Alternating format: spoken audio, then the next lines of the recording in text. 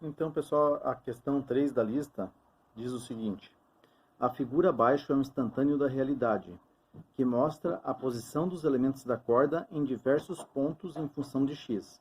Então, esse gráfico aqui é como se fosse uma foto, né? Se você estivesse, por exemplo, fazendo ondas numa corda ou outra forma de fazer onda, e essa aqui é uma foto, né?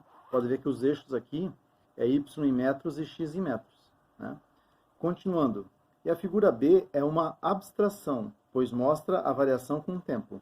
Então a figura B aqui é apenas um gráfico, né, que mostra a posição y em função do tempo, né? Então isso aqui já não é uma foto, né? É só um gráfico de dados, tá? Daí ele fala: a partir das figuras, determine os valores das lacunas na equação abaixo. Y, x de t. Então y é uma função de duas variáveis, né? É em função de x e de t, que é igual. Daí uma lacuna, seno de uma lacuna x, lacuna t, lacuna rádio. Esse rádio ali já é a unidade de medida que está ali, né? Até poderia ter colocado a unidade de medida ali do x, ali, um m de metros, e ele no t um s em segundos, só que ia ficar meio confuso. Por isso que está escrito ali onde x está em metros e t em segundos. Bom, ele quer então que a gente determine a função de onda, né? A função de onda, como que ela é?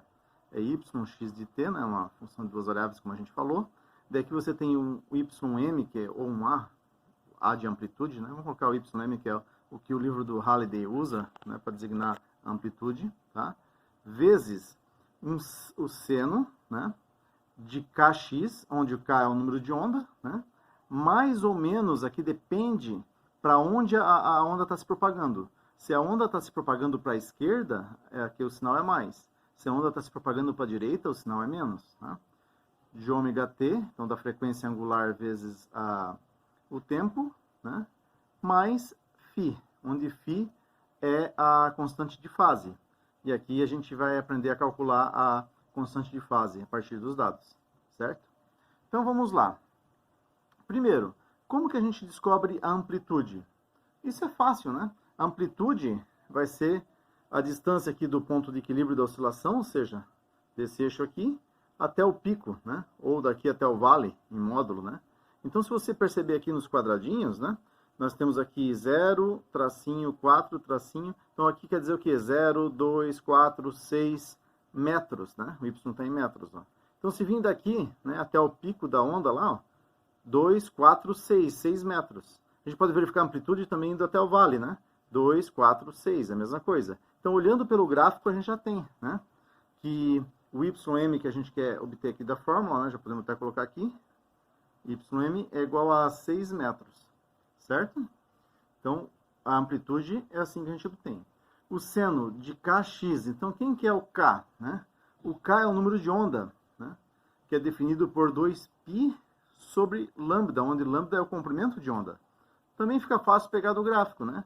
2π sobre o comprimento de onda é o comprimento, né, a distância de um pico até o outro, né? Ou desse ponto até o mesmo ponto aqui, correspondente, ou desse ponto até esse ponto aqui, correspondente, enfim, ele tem que repetir a onda, é o comprimento que a onda tem, né? Então vamos contar aqui. Pode ver que também está de 2 em 2, ó. 0, 2, 4, 6, 8, 10, né? Então a distância aqui vai ser quanto? Vai ser 2, 4, 6, 8, 10. Então o comprimento de onda é 10 metros. Então você vai ter aqui 10 metros, né? E nós vamos ter o K, então, que é o número de onda. Dá para simplificar o 2 pelo 10, né? Então vai ficar π sobre 5. O quê? Metros na menos 1, né? Aqui.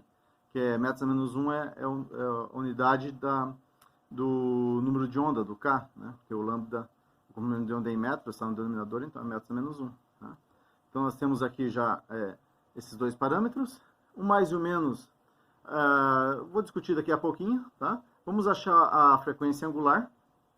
A frequência angular é 2πf, como o f é o inverso do período, então vamos colocar já aqui 2π sobre o período, né? E o período é o tempo que leva para uma onda completa, para um ciclo completo. A gente consegue tirar do gráfico ali do y em função do tempo. Então, olhando aqui o gráfico do y em função do tempo, a gente consegue ver que a onda se repete daqui até aqui, ou daqui até aqui, ou daqui até aqui, tem que pegar uma onda completa, né? Vamos pegar aqui onde encaixa um quadradinho aqui, ó, né? Aqui encaixou, e aqui um quadradinho também. E aqui o tempo está como? Está 0, 5, 10, 15 e 20 segundos. Então nós temos aqui, para formar uma onda completa, vou passar a ponta da caneta em cima. Isso aqui é uma onda completa. Opa! Até aqui, daí ia se repetir a mesma figura, ou seja, mais uma onda, né? Então, a onda completa tem um período de quanto aqui? Tem 5, 10, 15, 20 segundos.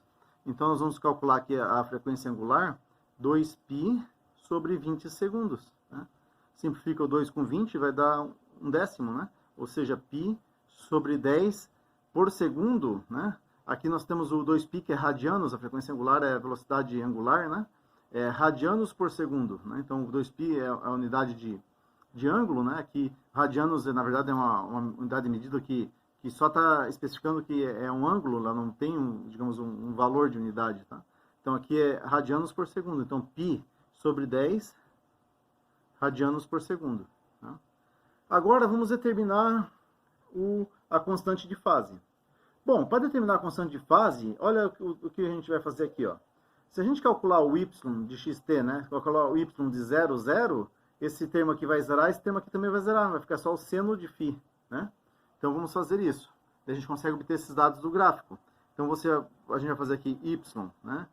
De 0, 0, ou seja, a função calculada para x0 e t0, que vai ser igual o ym, né? Que a gente já tem, que é a amplitude, que a gente já tem, que é 6 metros. Vamos colocar aqui já 6, né? Vou omitir a unidade, tá? Vou deixar tudo no sistema internacional. Vezes o seno. O x é 0, o t é 0, vai sobrar só o φ aqui, então vai ficar vezes o seno de φ. Então, vezes o seno de φ. Né? Esse ponto y0 de 0, a gente consegue tirar ali do gráfico. Pode ver aqui, ó, qual que é o y para x igual a 0? O y para x igual a 0 é menos 4. E no gráfico do tempo? O y para t igual a 0. O y para t igual a 0 também é menos 4. Tem que ser, né? Certo? Está se referindo à mesma oscilação, né? Então, só que uma está em função de x, outra em função de tempo, né? Então, y0 e t0 tanto o x0 como o t0 te dá um y menos 4. Então, o y de 0, 0, né? É menos 4. Então, nós vamos ter aqui menos 4 igual a 6 vezes o seno de φ, né? Ou seja, o seno de φ é igual a menos 2 terços, ou seja, isolando o φ, vai ficar igual ao arco seno de menos 2 terços. Né?